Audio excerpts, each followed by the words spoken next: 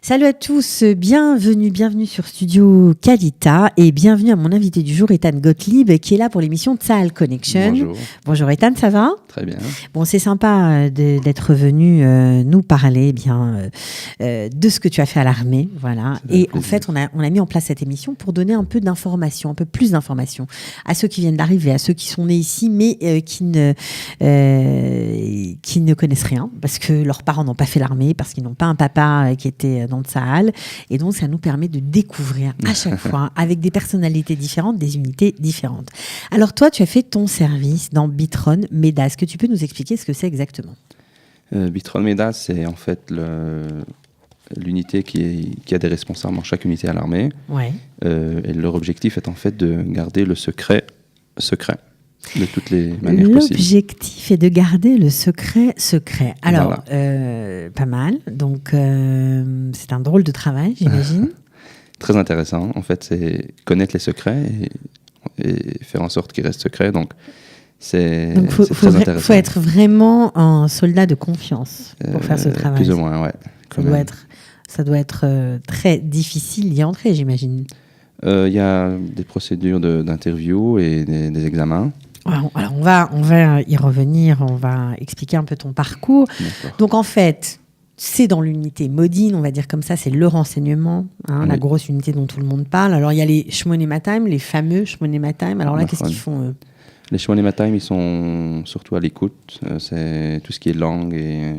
Donc, je ne vais pas dire plus que ça, mais ils écoutent, voilà. D'accord. Il y a une autre unité qui s'appelle le 909. Ils font quoi ? Le 9900, on l'appelle. 9900, pardon. Eux, ils sont tout ce qui est géographie. Donc les cartes et des trucs. Je ne vais pas dire plus que ça. Des pros en navigation, voilà. On va dire ça comme ça. Et la fameuse unité dont tu fais partie, Bitron MEDA, où là, on garde le secret.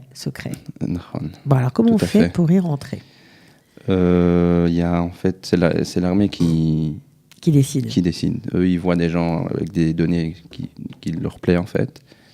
Et c'est eux qui demandent aux gens de venir pour des interviews. Et basés sur des données que ces gens ont, ils peuvent passer ou pas passer les interviews.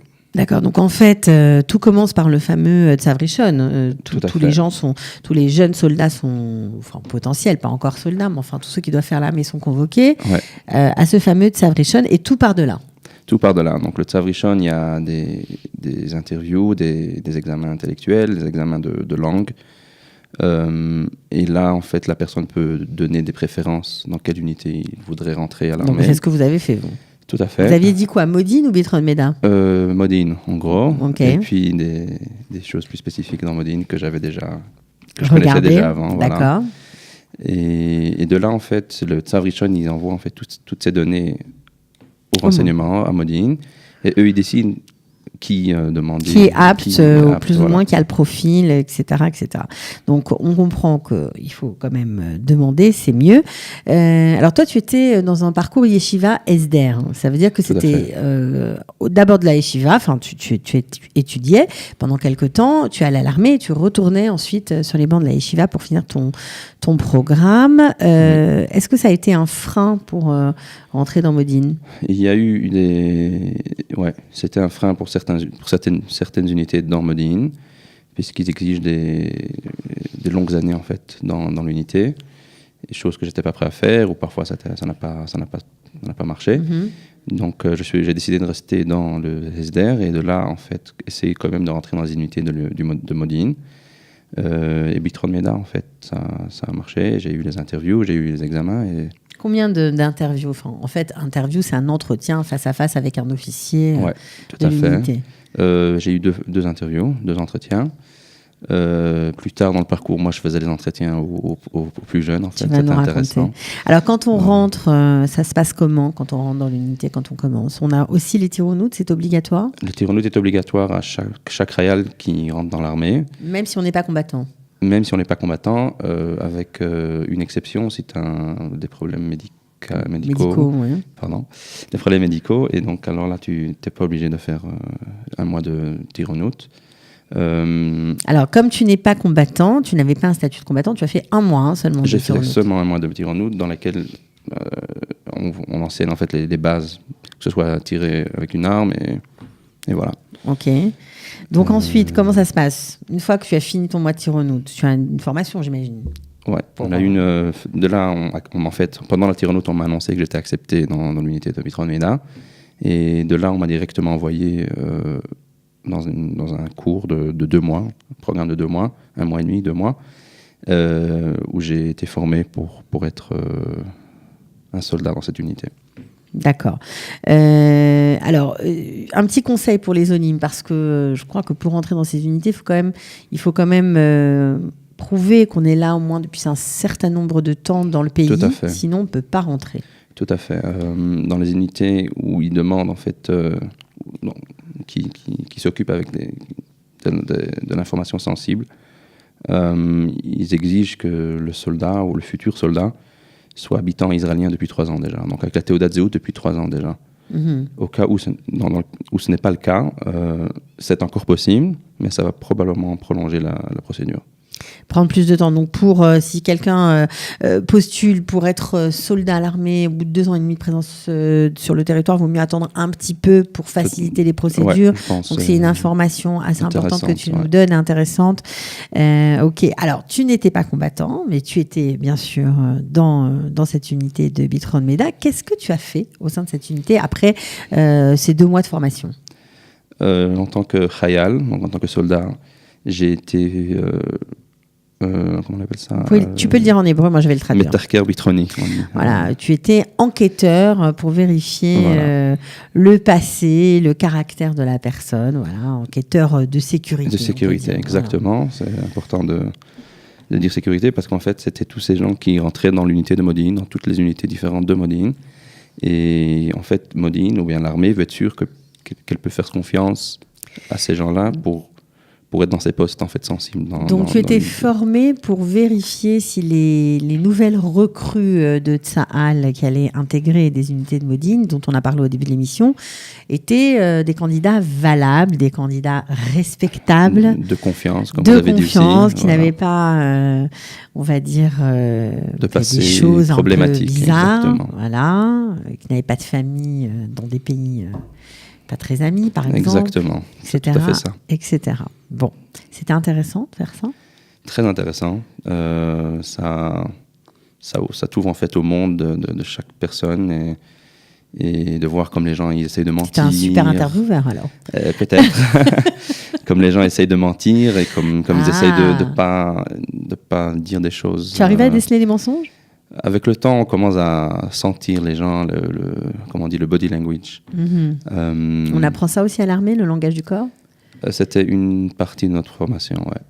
Ils ont emmené quelqu'un du Shin Bet, du Shabak, qui nous a enseigné quelques cours là-dessus. Et c'était très intéressant.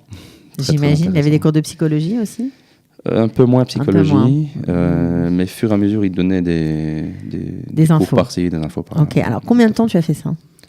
J'étais dans ce poste-là pendant 1 an et demi, quelques mois. Et de là, j'ai décidé de continuer et de passer au cours d'officier. Donc, tu as signé? J'ai signé, encore 1 an et demi. Tu as fait combien de temps d'armée dans cette unité? Près de 3 ans au total. Ok. Puisque j'étais dans le SDR qui oblige qu'1 an et demi. Donc, j'ai en fait ajouté 1 an et demi pour pouvoir faire ce cours d'officier. Alors, comment c'était le cours d'officier? Combien de temps ça a duré? Pour moi, ça a duré 6 mois, plus ou moins.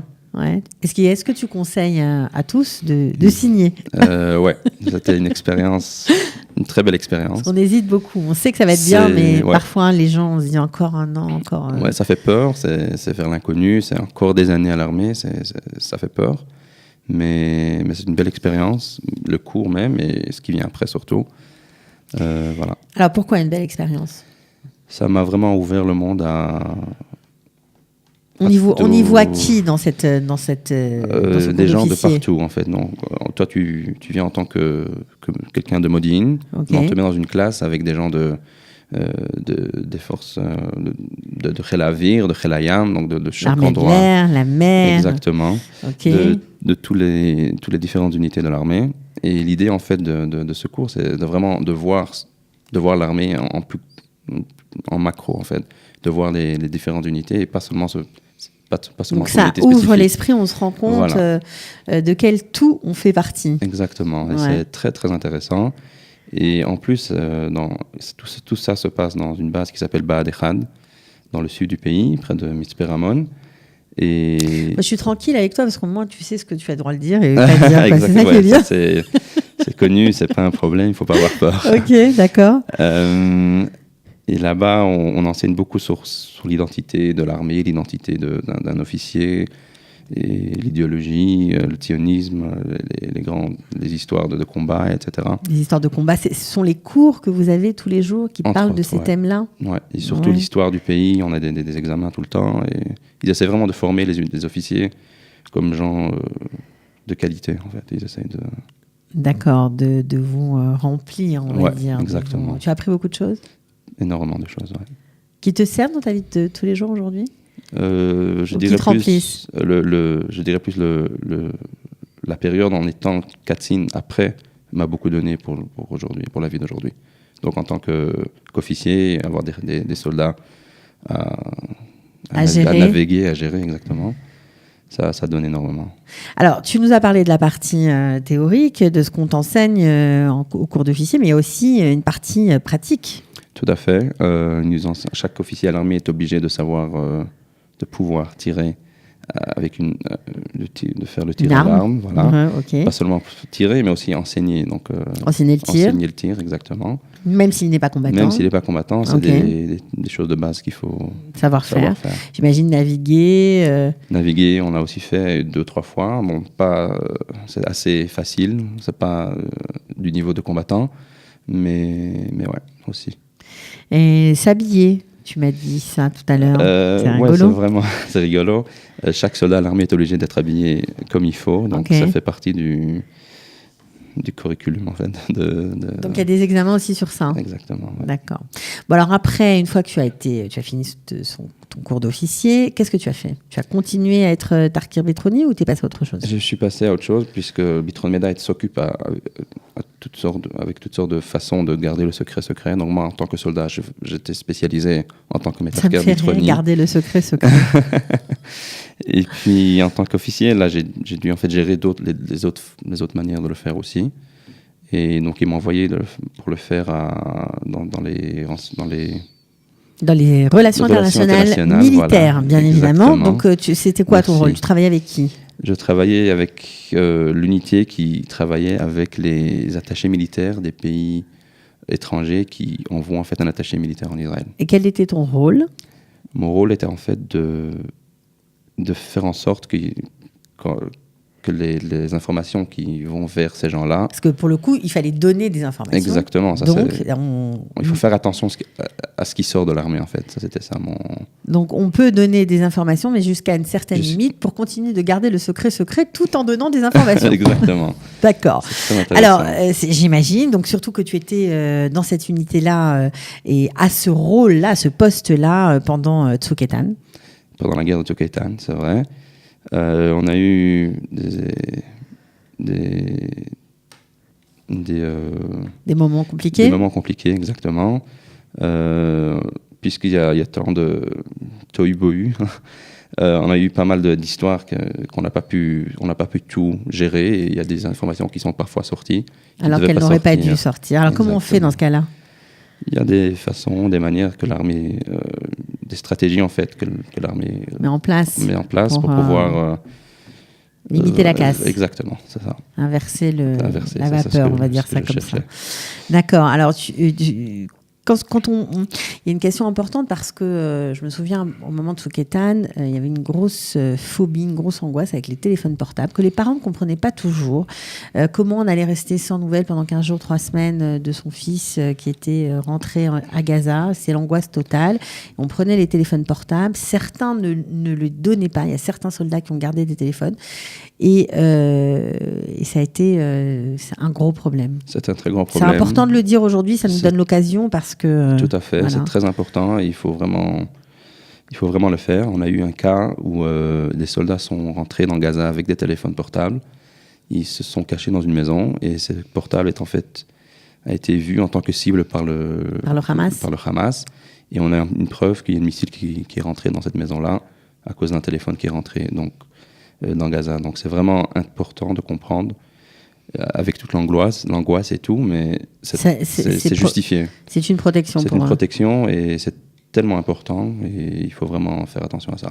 Alors vous êtes confronté quand même, parce que garder le secret au XXIe siècle, c'est pas facile avec les réseaux sociaux, avec les gens qui racontent leur vie comme ça, et même les soldats. On voit d'ailleurs des choses qu'on ne voyait jamais, des soldats pris en photo dans des opérations, dans des gros, ça fait parfois même un peu peur. On se demande, waouh, est-ce que vous devez vous aussi lutter avec ça, et est-ce que c'est parfois une mise en danger inutile et stupide? Tout à fait.